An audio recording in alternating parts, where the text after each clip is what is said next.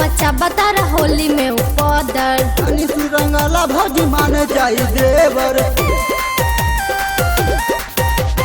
काहेला मचा बतारा होली में उपदर तनी सुरंगला भौजी मान जाई देवर अब की देवर से रंग लगवाला अब की देवर से रंग लगवाला की मनवा मत मारा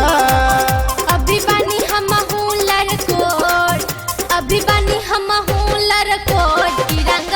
मत डाला अभी बानी हम लड़कोट की रंग मत डाला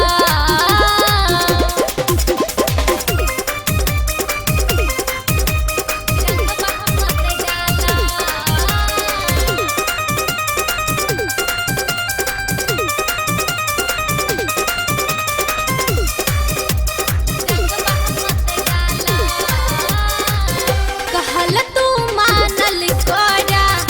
देवर जी सबर कला जदी बाबे तोहरा बेचैनी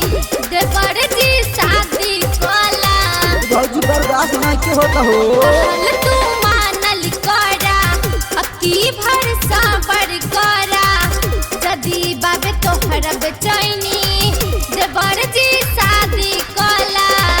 काहे देते बारू हमके सुझाव काहे देते बारू हमके सुझाव की मनवा मत मारा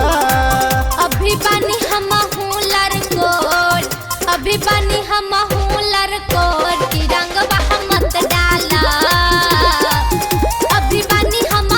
लड़कोट की रंग मत डाला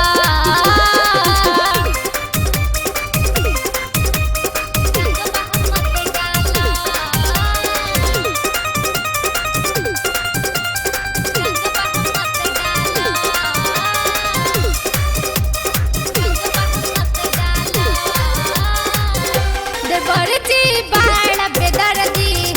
अपन तू चला बेल मर्जी गोलू तू बुझा प्रॉब्लम नहीं तो थाली सरदी नहीं धरी हो देवर जी बाड़ा बेदर्दी अपन तू चला बेल मर्जी